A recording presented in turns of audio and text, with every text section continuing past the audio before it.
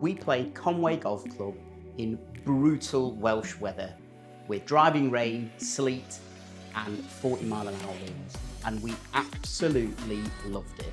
I'm telling you now, this is exactly why Beyond the Top 100 exists. Welcome to the Top 110 Golf Podcast. This is a new series within our journey that showcases some of the clubs that might not be plastered all over the lists that you've got about top 100 clubs, but they absolutely deserve our attention. Because if you chase the obvious names, you miss places like this. Conway Golf Club is course number 1 in Beyond the Top 100. Conway sits at the mouth of the River Conwy, under the shadow of the Great Orme. It's a proper links course. No shelter, no trees to hide behind, nothing between you and the elements but your sheer golfing instinct. And today, certainly for the first half of our round, the elements were definitely in charge. But here's what struck me first, and it wasn't the golf, it was the place and the setting. You turn into the car park through residential streets and you immediately get a sense of community. This club is woven into local life, and then you walk into the clubhouse. There are honours boards absolutely everywhere, which gives you a clue about the competitive nature of it. There's a bulging trophy cabinet that genuinely stops you in your tracks. There's pride in hosting the Curtis Cup and a sense that history isn't just decorative, it's lived. Bragging rights are regularly claimed and shared. Nick, my playing partner, used to be a member here. He'd located his name on the honours board and made sure I saw it. I think that tells you everything you need to know about this place and the people who play here. Out on the course, Conway is a game of thirds. The opening stretch smacks you in the face. You're at the mercy of the wind, you're exposed, and you're reminded very quickly that links golf doesn't care about the number on your handicap. Then it opens up. The middle stretch gives you some chances. It tempts you into thinking you've figured it all out. There's strategy there, there's opportunity, but you have to respect it. And then the closing stretch. Tight gullies of gorse, fairway or punishment, decisions that suddenly feel heavier because you've got a card in your hand and nowhere to hide.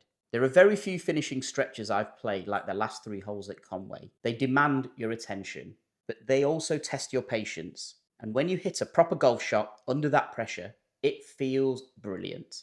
And then there's the 8th tee. It almost juts out into the estuary, mountains behind you, water alongside you. You stop, you look, you take out your phone to get a panoramic shot. It's one of those moments where you realise how lucky you are to be playing golf in places like this. Even in weather that would normally send you straight back into the clubhouse, I could see the quality of this golf course. The greens roll true and subtly, the bunkering has natural character, and the layout is interesting, but it makes sense. So I wanted to understand more. What gives this club its identity? How has it evolved? What did hosting an event like the Curtis Cup actually change? Because if Beyond the Top 100 is about anything, it's about understanding what makes a club matter, not where it sits on a list. Matthew Parsley, the general manager, explains everything about Conway so much better than I ever could. So Matt, if I were to drop a golfer here who knows nothing about Conway, what would you want them to notice in the first 5 minutes? I'd like them to notice, first of all, happy smiling faces and welcoming staff, really, who are happy in their workplace and delighted to see people, happy people. And then it becomes for me about the standards. So I'd want people to be walking around and saying, do you know what, these guys do this well, this place does it well. And then you'd want them to see and you know, I've probably come upstairs and see the boards and the history. This is a really nice place to be. There's a lot gone on here. And then by the time they've walked out into the putting green or something, I think the amazing scenery, you know, what we have got, we're flanked by mountains and we've got the sea. So everything a links course wants and needs, we've got from a visual. So yeah, that backdrop to the course would be, you'd love that to be the first 5 minutes, really. So I mean, Conway it's got some real history here, hasn't it? Yeah. So tell me a little bit about, you know, golf here. If somebody was to say, you know, how did golf end up here? Okay. How did that happen? It's a really interesting story. And so members of Royal Liverpool Golf Club founded the links. 2 members from Hoylake who were residing in Llandudno had travelled over by boat, and they noticed, when they were residing in London, they noticed what they call Conway Marsh. Right. Might be a great area for golf. This is back in the 1870s. And then they've come back. So they've laid a few holes out, and then they've come back with members of the club. They've ended up in the Castle Hotel in Conway, and they've laid out. They've got Jack Morris, who was the club pro at the time, related to old Tom Morris. He is, so Jack Morris laid out the first 6 holes. That became 12, and then it became 18. So there's a real great story for how the course was founded. Yeah. I'm from the Wirral myself, and I used to be a member of Royal Liverpool. So for me, there's a real love story there. Really. Is there anything that even people from Wales and Welsh golfers who come here, they go, "Well, I did not know that." That's an interesting one. Yeah, I suppose the biggest thing is that there's 3 paintings of the course. Douglas Adams was an artist. I think it was 1893, 95, who visited Conway, and it inspired him to do 3 golfing photographs: the drive, the putting green, and the difficult bunker.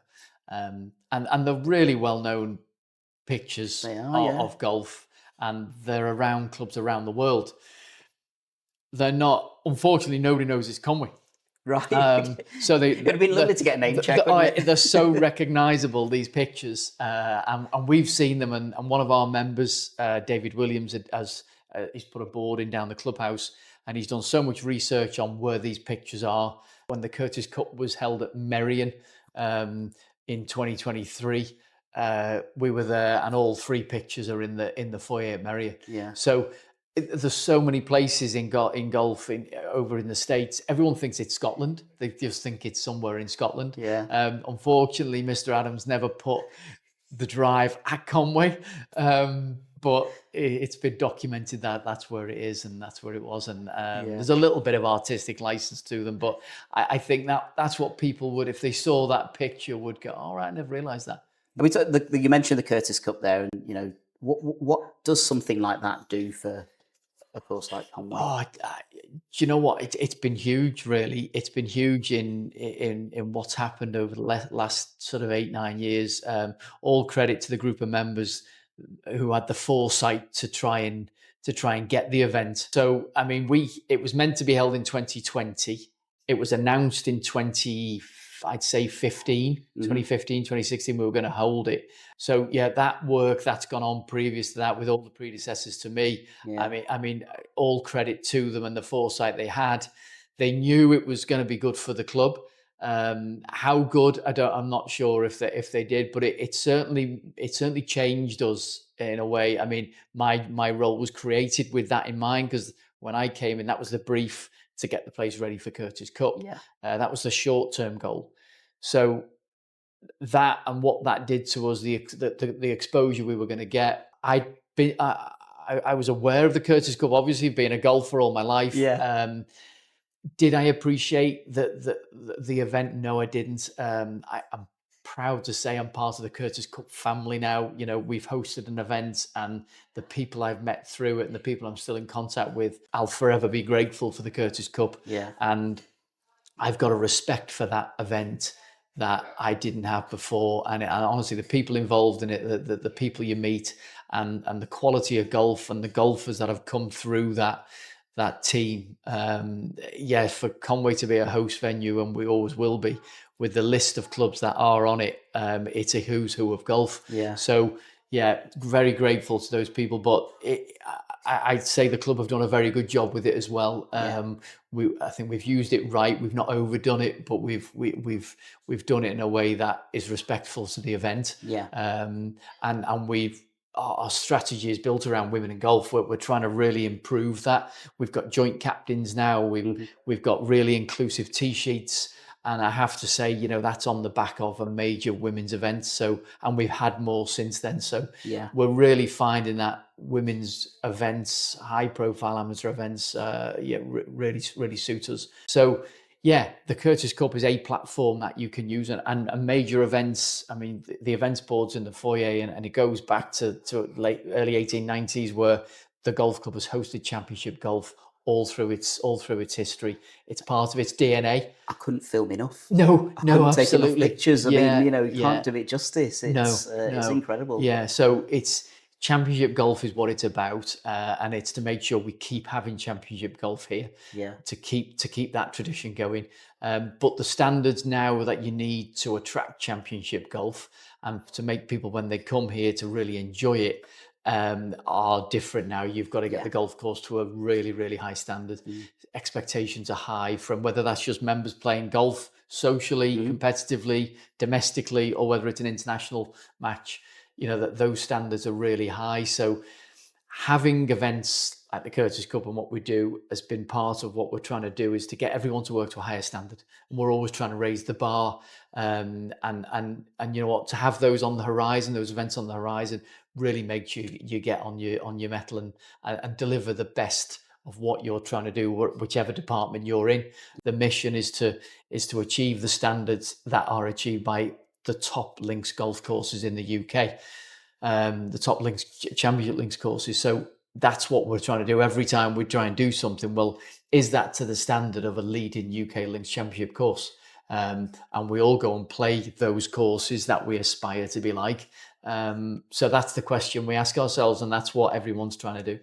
That was a fabulous golf course. It really, really was. I was lucky enough, I played with a gentleman called Nick, who was my playing partner. He's been a member here previously. He's on the honours board. Right, so in fantastic. '98, he won the Len Davis Cup. Oh, wow. He's looking for his name, so he's found name on the board. I know.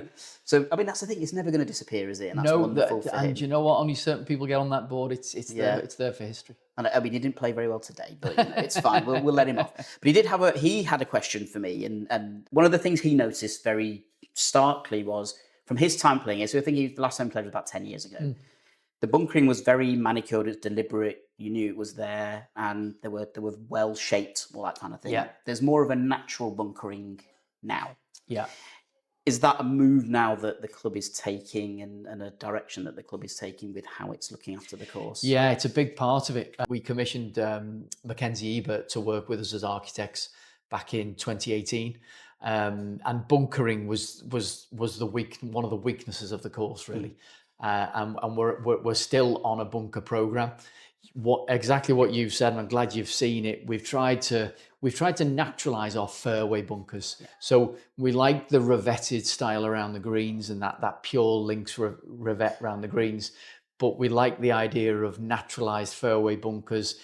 So we want to go back to that, keeping the standards and the expectations of golfers, but that naturalized feel is what we're looking for. So as I say, Mackenzie Ebert came in, Martin Ebert, who we work with, and his assistant Mike, they've come and designed some great bunkers for us. There were definitely some areas that were reminiscent of Ganton, with they had the pandies at Ganton, and there were some areas that were very much like that.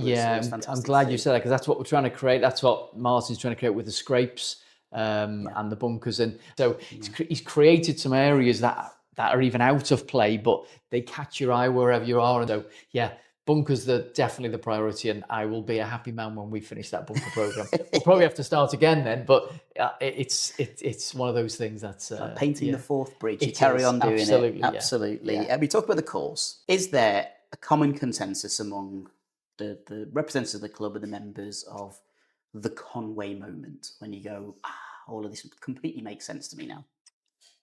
I think there's the Conway moment. There's the place where all the golfers like to be, and I think that's the 8th tee. So the 8th tee is out on the point. You're looking at the mountain. When that tide's in, and you stood on the 8th, you got a chance to look back, look over the course, and that's where I think you get the feel for Conway. You're looking directly at Conway Mountain. You got the Orme behind you, and you've got the sea. If it's lapping against the rocks, then do you know what? You're in a good place. Yeah. And you're looking over to Anglesey. So you've got so much to see from that 8th tee. You've just played the hardest part of the course. You've just got the first 7 out the way with. And if the course opens up for you, it opens up between 8 and 14. So you've now got a run where you're probably being beat up. You're probably over your handicap allowance. You've probably had more shots. Have you been out there with us today? and you're probably thinking, oh my God, this is really tough. And then you got a nice 8 goes back to the mountain. So I think it's a pivotal moment, 8, for strategically for your game, but also for what you see. So that's, I'd probably say the it was amazing. I mean, Nick told us, because he used to play with his dad quite a lot, and he said Dad used to always stand on that 18 and go, that's priceless. Yeah, this is absolutely priceless, and I can totally see it now. Yeah. So we very much took our chance to drink it all in. And... Yeah, you've got to be, and that's where you realise how lucky you are to be in such a wonderful place. Really, it's it is a special place. Fantastic. Yeah. Now we faced Conway today as in a mix of weather. But if you were to describe it as a test in one word, what's the test at Conway? I think the test is fair. Mm-hmm. I think it's fair. But if you say to people, tough in the wind, tough links golf course, harsh but fair. But I'd say Conway is like that, because if you're not on your game, and if the rough is up, it's going to test you, and you can have a tough time out there. And people come and say it's really tough. But what we like is people come off the course with beaming smiles, and they go, God, that's beat me up, that has today. That's proper beat me today. We've got 2 types of golfers. Put me right in front of you. We've got a bomber and a plotter. Okay. Who's doing better at Conway? Okay, really good question, because the bomber is the modern day sort of game. We'll give them a name. We'll call them Bryson. If you took Conway with the rough up and a little bit and a good strong wind, your bomber's going to have some great opportunities, which I think, again, the balance of the course is fair. So I think the bomber can play, which is a testament to how the course has evolved, really. But overall, I think the plotter would win out, because there's some fairway bunkers out there. There's certainly parts of the rough where you can't access greens from. So I'd back the plotter. And certainly when it comes to our last few holes, you'll have experienced it when it's very open for the first sort of 12, 13, and then you hit the gorse. There's a real contrast, isn't there? There is, and that's what we tried to create. So there was a lot of gorse on the front nine, which was never meant to be there, really. So we're trying to clear that, but we don't want to lose the gorse holes, really. So 14 through to 18, and particularly when you stand on 16. I think when we host tournaments and members when they got that card in the hand, 16 and 17. 16, 17. I have to say, in our travels, I don't think I've experienced golf holes quite like that. It is the phrase I used to Nick was, it's fairway or gorse. Yes, that's it. Yes, it is. Yeah, absolutely. And that's where I think the bomber then has got nowhere to go. They can try and go for the green, but good luck with that. So we do see then that the people who win out are the patient golfers, the ones who've plotted their way around. 17 is a different beast. 17 is, I class, our signature hole. It's over 400 yards. It's an alley of gorse either side of you, and it's generally into a slightly off the left wind. Yeah. So it's so tough. Quite an intimidating hole. It is, and I've seen the best golfers. They get their 4-iron out and they drill a 4-iron, then they drill another one. And it's a strange one, because it's still quite wide. It is just that you've got all fairway, and then this 2 walls of gorse either side. And we've tried again, going back to being fair, we've tried to get a semi-rough cut going down the side. So we have taken gorse back. It was starting to overhang. Goodness me. But I'd fancy the plotter to just win on the last. That tells me that the numerous cups that we've got in the competitions must be very hotly contested, because you've got different standards of players, and all the you've got your little moment on the course in the 18 where you have your little purple patch. That's it. Fantastic. That's it. But everyone's always thinking, I've got 16, 17, 18 to play. It's just always in the back of your mind. It's always there. Is there anything that you feel that you're absolutely deliberately not going to change, because that is archetypal Conway? I think the competitive nature of the club. So we're a very competitive golf club. I think we've gone at it from the pace of we're now saying, Saturday is a real big golfing day of the week. It's sport day. So we've got juniors, women, men, everybody can play golf on Saturday. So that sort of aim is where we're going, to make sure everyone can get the playing opportunities. I think the soul of the club is in the people. Mhm. I think the soul of the club is in the location of where we are. We're a town club, less than a mile from the town, and it's a fantastic town. It's a walled town with an amazing castle. So there's a real big story to tell about the location of the club, and like anything, you're as good as the people that you're with.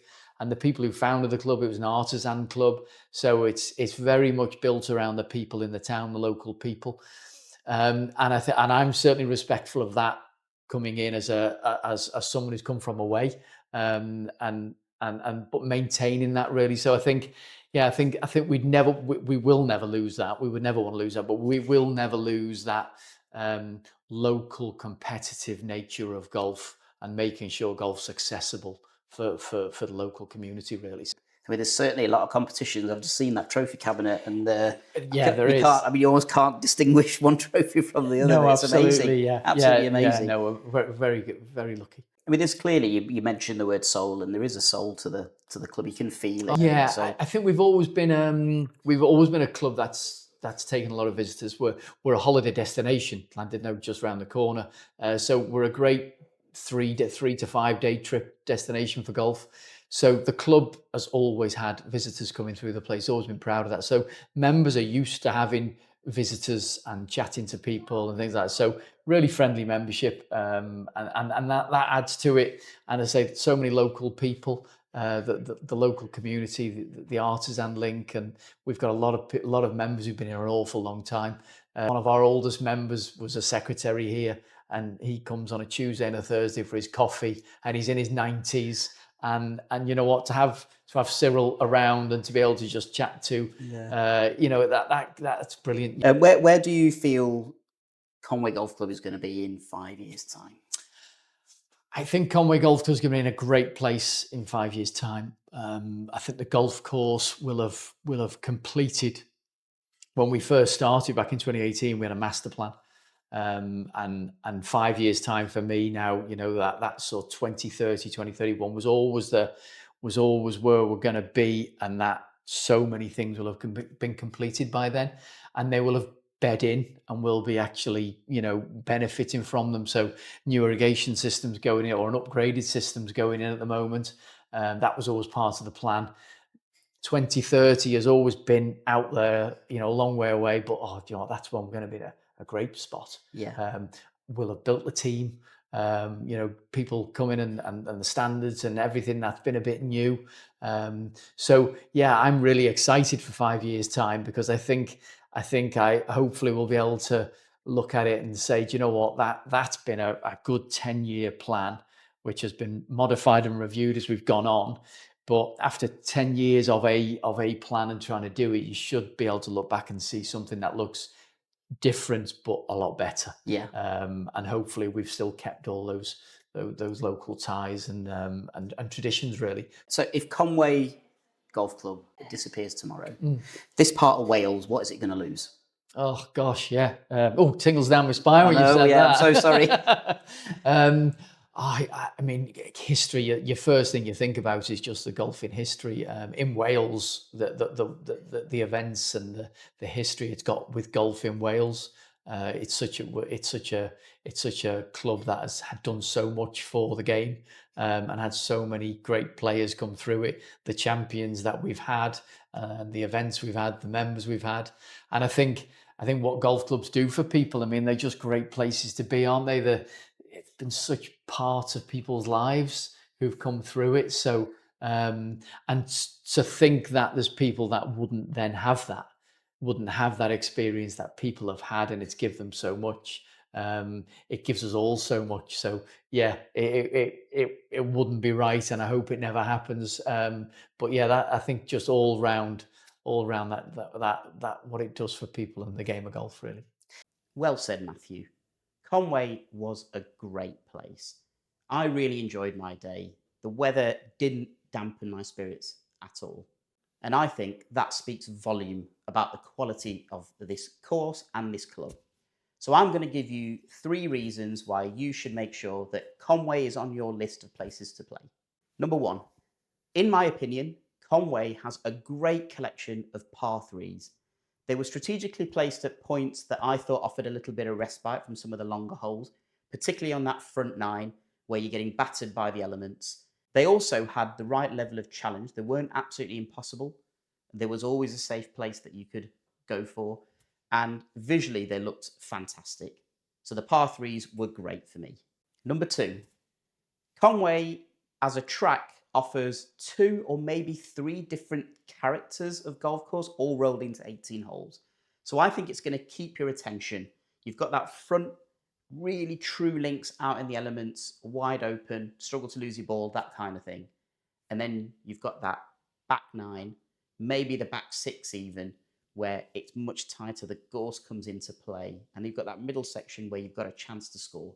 I think that keeps you really interested, and it's an interesting layout and an interesting way to keep that golf course interesting. And finally, I'm going to give you reason number 3, and that is the welcome, and I'm going to roll the views in, so maybe that's 4. We got an unbelievable welcome at Conway, which I expected. It's a course that's well respected. It's in North Wales. The people were lovely. So you have to go for that.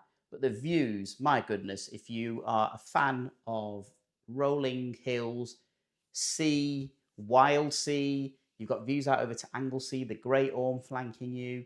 It was a visual treat. And I guarantee that you will have come back visually enriched from playing Conway. So look out for our next Beyond the Top 100 golf course coming soon to the Top 110 Golf Podcast.